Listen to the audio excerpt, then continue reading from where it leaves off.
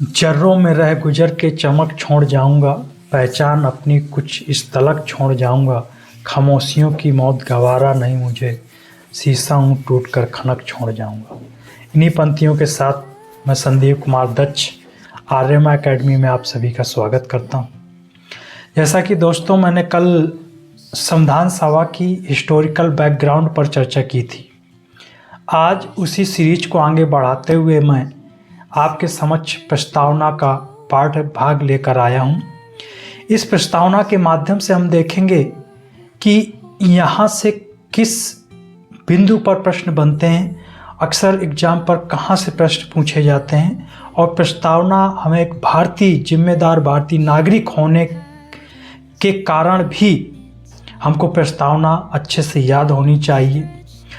तो आप जैसा कि जानते हैं कि प्रस्तावना हम भारत के लोगों से प्रारंभ होती है, तो इस के प्रारंभिक शब्दों से ये स्पष्ट हो जाता है कि भारत के लोग ही संविधान का निर्माण कर रहे हैं, भारत के लोग ही संविधान का निर्माण करते हैं। और इसकी अंतिम पंक्ति हम पढ़ेंगे जब, तो इसमें स्पष्ट रूप से लिखा गया है कि हम भारत के नागरिक इसको अंगीकृत, अधिनियमित और आत्मा अर्पित करते हैं। तो इससे स्पष्ट हो जाता है कि भारतीय संविधान को भारतीय नागरिकों ने बनाया और अपने ऊपर उसको लागू भी किया। तो चलिए हम देखते हैं कि प्रस्तावना वास्तव में है क्या। तो आपको मालूम होगा कि प्रस्तावना को हम संविधान की कुंजी, संविधान का आभूषण, संविधान का वह उचित स्थान जिससे पूरे संविधान का मूल्यांकन किया जा सकता है की उपाधि देते हैं। वास्तव में प्रस्तावना संविधान की कुंजी है और ये शब्द पंडित ठाकुरदास भार्गव के हैं। पंडित ठाकुरदास भार्गव कहते हैं कि प्रस्तावना संविधान की कुंजी है, ये प्रस्तावना का सबसे सम्मानित भाग है। और इसके साथ साथ उन्होंने कहा कि यदि हमको संविधान जानना है तो यदि हम प्रस्तावना को पढ़ते हैं तो हम पूरे संविधान को जान सकते हैं। और प्रस्तावना वास्तव में पढ़ने से हमको पूरे संविधान का मूल्यांकन मात्र हो जाता है। जैसे कि प्रस्तावना प्रारंभ होती है, हम भारत के लोग भारत को संपूर्ण प्रभुत्व संपन्न समाजवादी पंथ निरपेक्ष लोकतंत्रात्मक गणराज्य बनाने के लिए तथा उसके समस्त नागरिकों को सामाजिक, आर्थिक और राजनीतिक न्याय, विचार, अभिव्यक्ति, विश्वास, धर्म की उपासना, प्रतिष्ठा, अवसर की समानता तथा बंधुत्व, एकता, अखंडता सुनिश्चित करने वाली बंधुत्व बढ़ाने के लिए हम 26 नवंबर सन 1949 को एकता द्वारा इस संविधान को अंगीकृत, अधिनियमित और आत्मार्पित करते हैं। कुछ इस तरह से जब हम संविधान की प्रस्तावना पढ़ते हैं तो हमको पता चलता है कि प्रस्तावना पूरे 85 शब्दों पर लिखी गई है, जिसमें से 3 शब्द 42वें संविधान संशोधन 1976 को जोड़े गए, जिसमें से पहला शब्द जोड़ा गया समाजवादी, दूसरा पंथ निरपेक्ष और तीसरा अखंडता। इसमें से समाजवाद का अर्थ है सबका साथ सबका विकास। वास्तव में हमारे संविधान का मुख्य ध्येय, मुख्य उद्देश्य यही है कि समाजवादी मॉडल भारत में हो, हम समाजवादी लक्ष्यों को पूरा करें। हमारा उद्देश्य समाजवादी ढांचे को संतुलित करना है। और वास्तव में जितनी भी सरकारें हमारी काम करती हैं, समाजवादी शब्द को केंद्र पर रखकर करती हैं। समाजवादी शब्द का मुख्य ध्येय यही है, सबका साथ सबका विकास। वहीं पर हम पंथ निरपेक्ष शब्द पढ़ते हैं प्रस्तावना में कि भारत पंथ निरपेक्ष देश होगा। तो पंथ निरपेक्ष का अभिप्राय यह है कि भारत का कोई अपना विशेष धर्म नहीं होगा, भारत सभी धर्मों को साथ लेकर चलेगा। भारत किसी विशेष धर्म को बढ़ावा नहीं देगा, किसी विशेष धर्म को टारगेट रखकर उसको दबाने या उसको उभारने का काम नहीं करेगा। भारत की जितनी भी रणनीति होगी वो संविधान में स्पष्ट रूप से लिखा गया है कि पंथ निरपेक्ष होगी।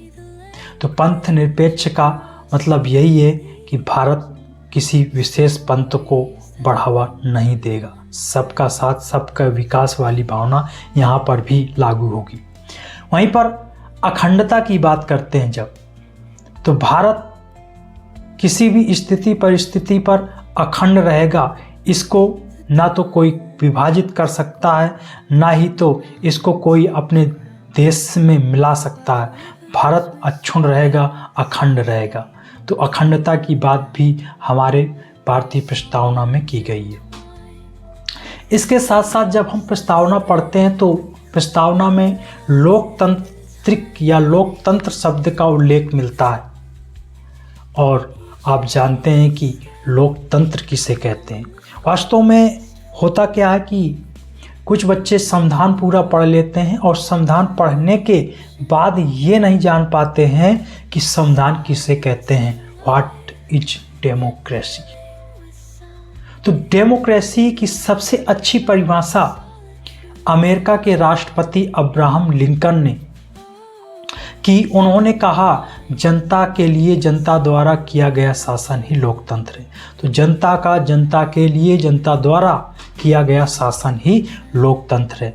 अर्थात जब जनता अपना शासन प्रत्यक्ष या अप्रत्यक्ष रूप से स्वयं करती है तो ऐसे देश को लोकतांत्रिक देश कहते हैं।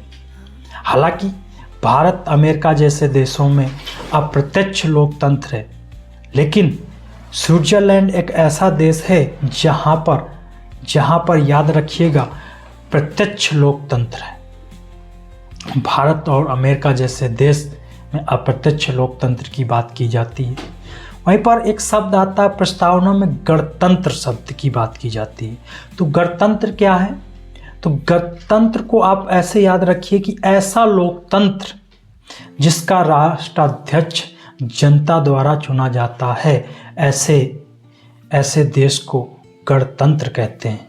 तो हमारा देश लोकतांत्रिक गणतांत्रिक देश है, लोकतांत्रिक गणतंत्र है, क्योंकि हमारे देश के लोग भारत का प्रमुख राष्ट्रपति को अप्रत्यक्ष रूप से ही सही लेकिन चुनते हैं और अपने ऊपर उसी के माध्यम से शासन करवाते हैं। तो इस तरह से भारत गणतांत्रिक देश भी है और लोकतंत्र देश है। इसके साथ साथ हम देखते हैं कि गणतंत्र की व्यवस्था भारत में ही नहीं बल्कि भारत के साथ साथ भारत, यूएसए, पाकिस्तान जैसे देशों में भी गणतांत्रिक व्यवस्था देखी जाती है, रिपब्लिक सिस्टम देखा जाता है। प्रस्तावना को जब हम आगे पढ़ते हैं तो हमको प्रस्तावना में एक शब्द मिलता है जस्टिस यानी न्याय। और हमारी प्रस्तावना में न्याय 3 प्रकार की बात करती है। जैसा कि आपको मालूम होगा कि हमारी प्रस्तावना सामाजिक न्याय की बात करती है, अर्थात समाज में सभी के साथ न्यायिक उचित युक्त व्यवहार किया जाए। सामाजिक न्याय, राजनीति में सबकी भागीदारी सुनिश्चित हो, एक प्रकार का न्याय ये भी है। दबा कुचला वर्ग राजनीति में अपनी अग्रणी भूमिका निभा सके, इस तरह की बात हमारी प्रस्तावना में की गई है। इसके साथ साथ आर्थिक न्याय, यानी भारत में ऐसी व्यवस्था कायम की जाएगी कि भारत में गरीबी और अमीरी की जो एक गहरी खाई बन गई है, इसको पाट दिया जाए और गरीबी को कम करके इस बात की पुष्टि की जाए कि हमने आर्थिक न्याय की प्राप्ति कर ली है। वहीं पर हम और जब आगे बढ़ते हैं तो हमको पता चलता है कि भारतीय प्रस्तावना में स्वतंत्रता की बात की गई है, फ्रीडम की बात की गई है। तो स्वतंत्रता को यदि हम परिभाषित करेंगे तो हम कहेंगे कि स्वतंत्रता किसे कहते हैं? तो करने योग्य कार्यों को करने देना ही स्वतंत्रता है। याद रखिएगा, ऐसे कार्य जो करने योग्य हैं उनको करने दिया जाना ही स्वतंत्रता है।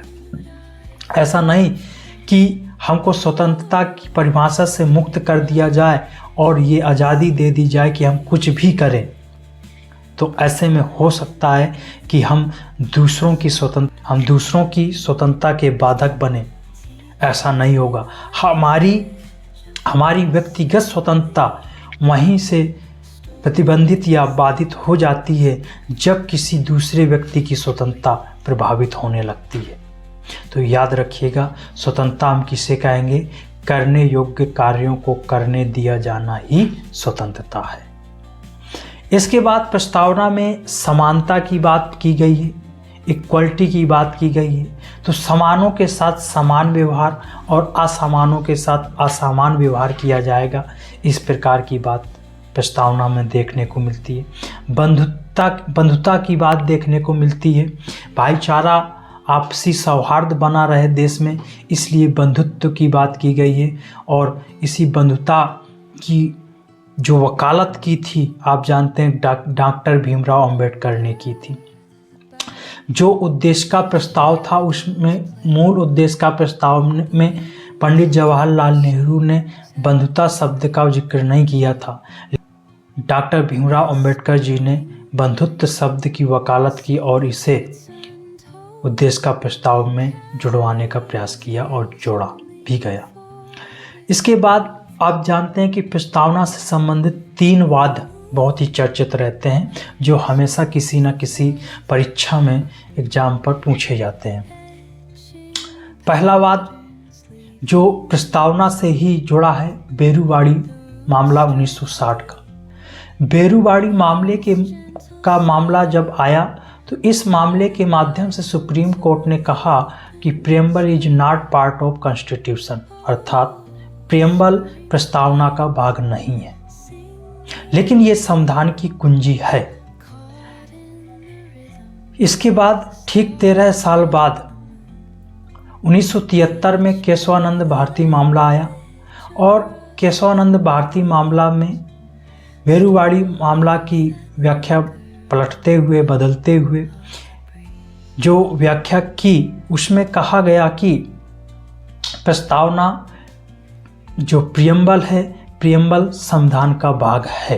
Preamble is part of constitution, अर्थात प्रस्तावना संविधान का भाग है और इसमें उसी प्रकार से संशोधन किया जा सकता है जिस प्रकार से संविधान में अनुच्छेद 368 के तहत किया जाता है।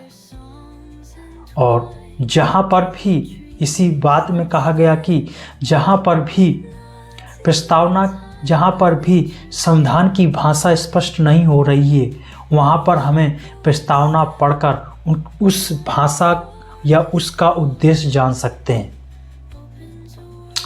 इसके बाद LIC मामला 1995 में आया, LIC ऑफ इंडिया मामला के नाम से जानते हैं। इस मामले में न्यायालय ने कहा कि प्रस्तावना संविधान का भाग ही नहीं बल्कि यह प्रस्तावना का आंतरिक भाग है।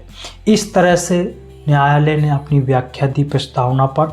लेकिन प्रस्तावना पर एक स्टेटमेंट बहुत ही चर्चित रहता है कृष्णास्वामी अय्यर का। कृष्णास्वामी अय्यर कहते हैं कि प्रस्तावना दीर्घकालिक सपनों का विचार है। वहीं पर अर्नेस्ट बार्कर ने प्रस्तावना लिखने वाले व्यक्ति को बुद्धिजीवी कहकर संबोधित किया।